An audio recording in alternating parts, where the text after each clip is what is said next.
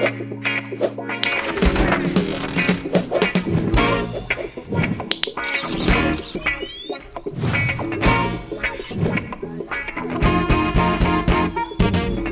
is DJB, and welcome to Photocritic TV, episode 41.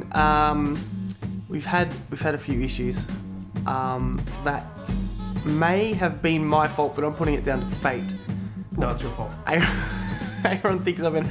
What happened was this: we actually did this episode, we recorded it, and then I kind of deleted the file, both files, the audio and the video file. And what I'm saying is, it was meant to happen because whatever I said in that one, we'll never know. You fell out of the super tree and you did every break all the way down. Whatever. We're back, episode 41. For those of you that don't know what happens here, we just critique photographs. We're not really critiquing even. It's not critique, it's not really the right word. We're just reviewing people's photographs. Aaron gets involved. Maybe a little bit too much. Not enough. If you want your photographs reviewed, go to the website photocritictv.com and click to submit, and then it's totally free. We'll have a look at your photographs online, on camera, like we're doing right now, episode 41. We've got Simone, Dave Pratt. DP, you remember Mr. Pratt, don't you? No. So, Just need like a multi-billionaire or something. I'm sure... Does photography part-time? You've got the wrong Pratt. Okay. You got the wrong Pratt. Maybe you're a Pratt. Oh, wow. So, let's get straight into it. Simone is from Bendigo, and Simone's got 3 photographs. She's shooting with a Canon 7D, the 50mm f1.4, and Simone's saying she's looking at stepping into boudoir, the boudoir genre, and this is a practice shoot she did with a couple of friends. First use of artificial studio lights. So, Simone, first shot, I like it. Nice one. So a few things to think about here. Well, I like, the girl looks good. She looks like what she's wearing and her expression and her hair and everything is well suited to the boudoir genre, so nice one there. But a few problems just with this photograph. I do like the backlighting that you've chosen to use here. That's kind of a cool effect, or not effect, but it's a cool look, because you're going that kind of, I don't know, godlike kind of, you know, being lit from behind look. The only thing is, we want to actually see more of her. We want to see more of the girl, and she's kind of in a shadow. So the problem with using backlighting like that is that you also need another light source on the front so that we can actually see her properly. So yeah, she's just like in a bit of shade. So if you're reshooting this, we want to see more of her. So just use another light source, or don't use this strong backlight that you've got there. And the other thing is, we can actually see the edges of the backlight, and the edges are not, it's not really straight. So if you've been watching this show before, one thing that I just, for some reason, I hate. You harp on about. I do harp on about it, probably too much. Straight lines, they've got to be straight. The strongest lines have got to be straight. So in this particular photograph, the 2 vertical lines on the left and right of her, which are obviously that strip light that you're using, they're not straight. So straighten that up first of all. And also, we don't want to see the edges of the light. Fill out or crop it out so, you know, so that we can't see the edges. Apart from that, good pose, good expression, good outfit. Next photograph. This one I really like this image, but it's very artistic, I think, and I like the fact that you've used black and white here. I love the little light source you've got coming from the arch of her back, and it's quite mysterious because we can't really see her very well. The only thing is, on the left-hand side, i.e. where her head and arms are, I can't really see the edges, like the end of her arms, so it almost looks like she's a little bit of an amputee. So it looks like, I don't know if I've... Is that politically correct? It's probably not politically correct, but what I'm trying to say is it looks like her arms are cut off. So if I've offended anyone with that, I apologise. But yeah, it looks like her arms are kind of cut off, so we want to see a little bit more there so it doesn't look like that. But cool photograph. I like the outline of her body, and I like the choice of black and white and the burst of light coming from under the arch of her back. Nice, Composition's good. Actually, one thing I just noticed as well, again with the straight lines, have a look at the floor. So the wood grain in the floor and where the floor meets the wall, there's a horizontal line. That horizontal line is not straight. Looks like the room is tilted to the left. So straighten those lines up, Simone. Straighten them right up. Let's go to photograph 3. This is what we do. OTB on photograph 3 with Aaron. Aaron's the guy behind the camera. Every third photograph, Aaron has an OTB on it off the bat.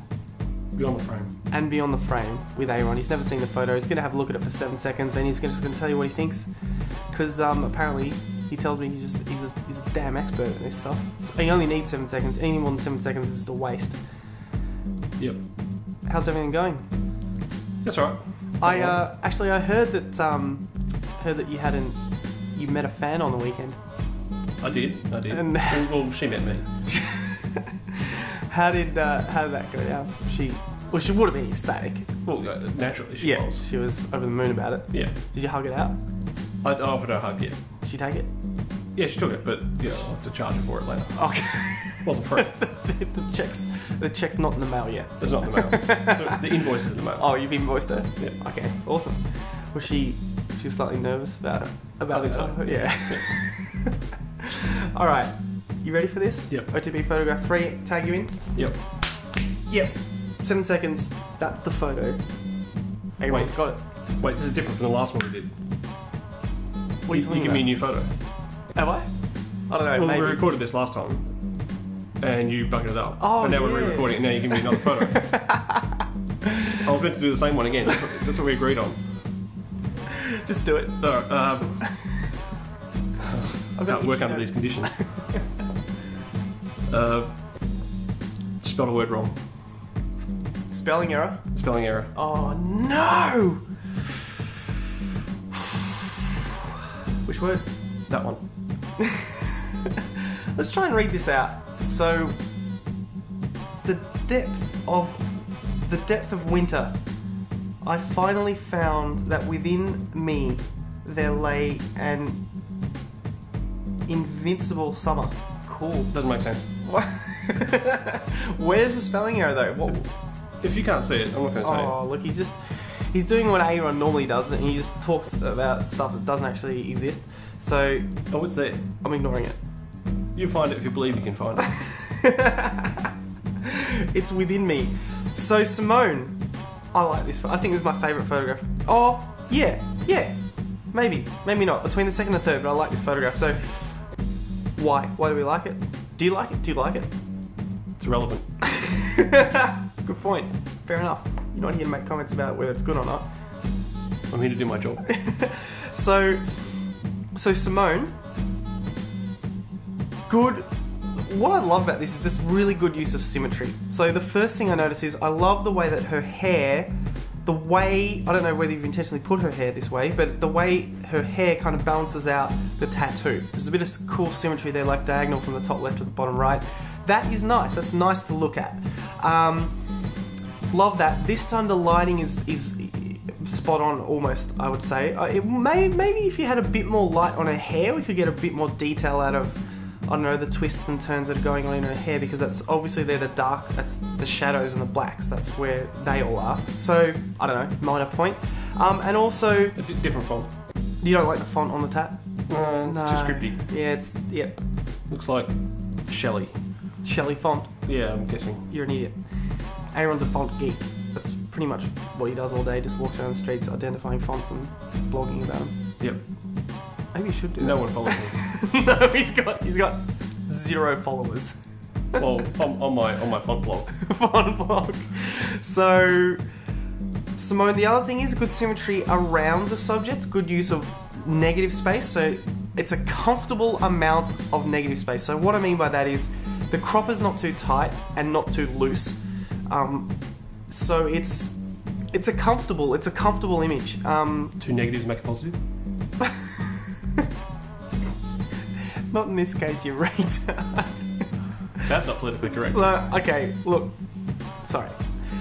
The Point is, good image, Simone, good lighting, good symmetry. I like the composition. Thank you for submitting them. Let's go to the next one. Dave Pratt. Mr. Pratt. Mr. Pratt is back in town.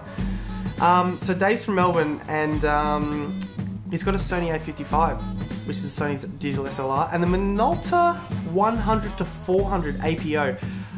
I think I said this last time. Now that we're redoing this episode, I don't know what that lens is. It's probably from back in the day, because I know Dave's got. Do your research. Yep. Should have looked that one up. But he loves his film cameras. He's got a Nikon F4 or something like that. They still make film? Yeah. Do you know, I went to Coles the other day. They were selling rolls of film there. I couldn't believe it. It's like, who the hell is actually buying that? Like, really? Apparently, Mr. Pratt is. Mr. Pratt, he loves it. Anyway, autumn. So Dave, these shots are amazing. Autumn moon, just a moon taken by backyard with minimal post-processing beyond cropping and sharpening. Other than the other two are composites of moonshots and aircraft flying over at high altitude. Cool. Okay, so first shot, love it. Good amazing detail actually with the moon there. It'd be interesting to see what settings you use in terms of shutter speed and aperture and ISO. Your exposure. It'd be interesting to know what your exposure was. I'll probably, just in terms of composition, I may have just moved the moon a little bit over to the right. I don't know, I just feel like... Have you tried moving the moon? Yeah, or just move the moon a bit. So, move the moon, and that's about it. Because to me, again, if we're just talking about the rule of thirds, like the moon's not dead center, it's just slightly off center, but not enough off center to be on the third line, the right third line. Okay, so that's what I'm trying to say there. Next shot, this is awesome. You know what? I would never have known that this was a composite unless you'd actually mentioned that. Give me a look. Have a look. The moon's not during the day. Oh wow, not again. I made the same comment before. So, let's just keep moving on. Yeah, like it actually looks like, it doesn't look like a composite. So a composite being, what this means is that Dave's actually combined two images in Photoshop to make it look like one. So love it. Really like that one a lot. But just looking at the third one, it's pretty much the same sort of image, but I like this one even more, purely just because of the composition. I love the little bit of extra clouds you're putting there in the top right hand corner. And the fact, I think I prefer the angle that the jet is coming in on in this one. So just in terms of composition, I think it's more pleasing to the eye.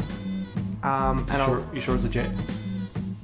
What else is that? Propeller plane. It's not. It's on fire. It's not propeller. Propeller plane that's on fire. It's going down. Oh my goodness. You know what? We're gonna wrap it up right there. Thanks, Dave. Awesome shots. Love it. That's it for 41. I'll catch you next time.